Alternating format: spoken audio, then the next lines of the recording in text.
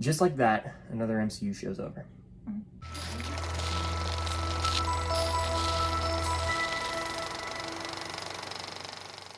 What's going on, guys? I'm Chris. Welcome back to another video. Going to be ranking all 6 episodes of Loki here. Probably going to get into spoiler territory, so if you haven't seen it, you might want to click away, watch Loki, and then come back. Before I give you guys my ranking of all 6 episodes, definitely hit the like button and comment your ranking down below. I want to have a conversation down there. I bet there's going to be a lot of variety, especially because there's some hot takes surrounding the later 3 episodes. So me and Cam do share the same ranking. I wonder if this will be the universal best ranking, or if there will be a lot of differences out there. But easily coming in last place for us is going to be episode 3.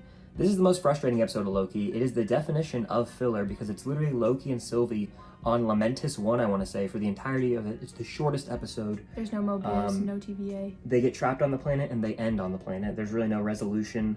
There's no Mobius, like you said. It's a filler episode. The only important thing in this episode is we find out the truth that TVA agents are actually just variants and they've kind of been brainwashed. So that was the big reveal in that episode. Another very nice callback, but that's really it with episode 3. It's just a lot of character development. Coming in at number 5 for both of us is going to be episode 1, the series premiere. This is probably my favorite of all the premiere episodes for the MCU shows. And while not a lot does happen, it's just great to see Loki on screen, and he's sitting with Mobius in a room for like 15 minutes, and they're talking about this is how your life would have played out and all these different things. Phenomenal acting. It's just setting up the world and building this TVA mystery. The relationship between Mobius and Loki was like the best in the first couple episodes. Yeah, absolutely. And they're one of the better duos and then phase 4 of the MCU, I'd say. Coming in at number 4 is going to be episode 2. Now, at the time, this was the wildest thing ever, if you ask anyone, because it set off the multiverse, or so we thought. I'll talk about that here in a second. But it did set off the multiverse. Everyone was all over Twitter saying, oh my gosh, Multiverse of Madness, this show is going to connect to it. Did it ever end up connecting to it? We got a Sylvie reveal. It ended on a massive cliffhanger. Like, we thought, okay, they have to go fix the multiverse. And they're still going to have to do that. It just occurred later. But yeah, episode 2 ends with a bang. A little slower, though, I'd say, for like the first portion of it. A lot of just desk job Loki. I think they actually go to Pompeii at one point in that episode. Yeah, so that's a good moment, though. yeah, it's a good moment. You get to see more Mobius and Loki, but overall it's just a little lackluster until you get to that final payoff at the end. Coming in at number 3 is going to be episode 4. With this episode, we find out that the timekeepers are frauds and they get killed. It's like a very Wizard of Oz-esque, in my opinion. We also see Mobius die. He's gone forever. And then we see Loki die, too. They killed 2 main characters in the show. Killed. They got pruned, we find out, of course, in the post-credit scene. That just means you get dropped in some desolate wasteland. The only post-credit scene of the show. Which offends me. That's so weird that It's they offensive. didn't. I hate that they didn't put one at the end of episode 4. Oh, should have. Episode 4, it has a crazy, like, last 20 minutes. I'm trying to remember what happens before that. I really am struggling. I don't remember, honestly. But I know that it has a crazy ending, and that's kind of why it goes so high. And I remember when it came out, it was very hyped up because of the Loki variant in the post-credit scene. And that was just something... Lady Sif, yeah, there was another really cool moment in that episode. So it's actually a pretty good one. That's a good episode. Yeah. The variants being there just kind of made sense to me, and that's why I didn't freak out about it. So, yeah, solid, though. Good episode. The runner-up, though, number 2, is going to be episode 5. This is the most fun episode of the show, in my opinion. It's basically just, let's take down Eliath. That's what it is. Episode 5 felt like we were watching a completely different show, but not in a bad way. So I was talking to Soups about it, and he made the comparison to Mandalorian Season 2, Episode 1, when they're fighting the Crate Dragon, and I was like, hell yeah, that actually makes sense. They're going to take down this big beast. You got to team up.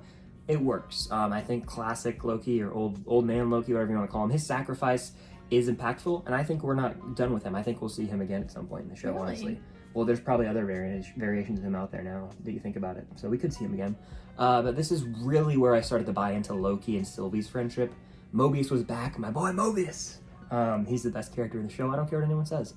And it set up the finale with a pretty big cliffhanger. It was a fun episode, and it had a good bit of heart to it.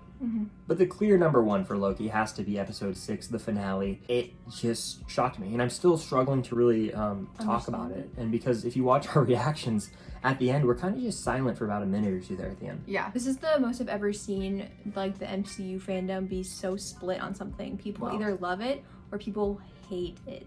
I'm seeing a lot of Loki fans being like, the last 3 episodes of Loki are not canon. Wow. They're really mad at what the show did to Loki and his character. What happens in this episode that really makes it stand out is Kang the Conqueror makes an appearance. Kang's the best part of the episode. Jonathan Majors, he's, in my opinion, he's the best performance in the show. As good as Hiddleston is, he's very good. This is an actor that is great at what he does, but he's having so much fun. It reminds me of Gyllenhaal as Mysterio, or like a Joker type performance where he's just like cracking jokes and making you feel extremely uncomfortable at the same time. The multiverse is set off The multiverse of madness is here. Third time's the charm. We Yeah. thought it got set off with Wanda, didn't. Thought it got set off in episode 2, didn't. So now It is here. I'm assuming this is the one.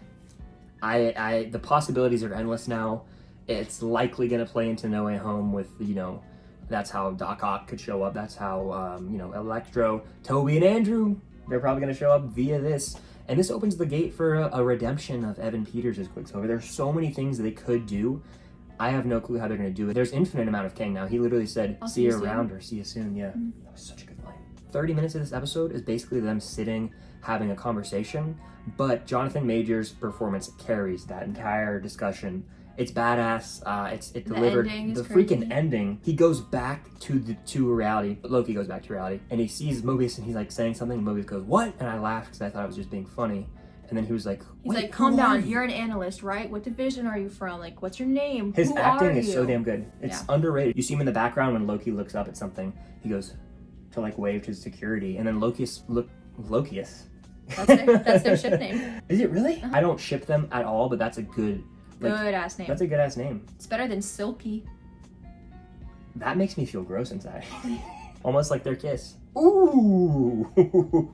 There was a lot that happened in this episode, and the final shot, we see a statue of Kang, the Conqueror, assuming that he's kind of the almighty being in this branch that Loki is in.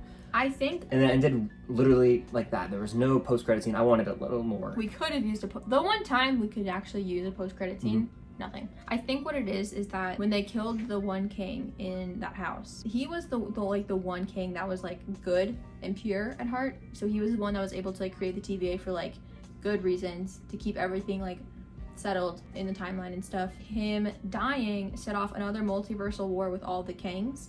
And I think what happened was Loki is where a bad king, I'm assuming the king that's going to be in Ant-Man and the Wasp is. So he has taken over the TVA. I don't know what Ant-Man and the Wasp are going to do. I've seen that meme going around. What the hell are they going to do versus Kang? Hope is so smart. She can take down Kang.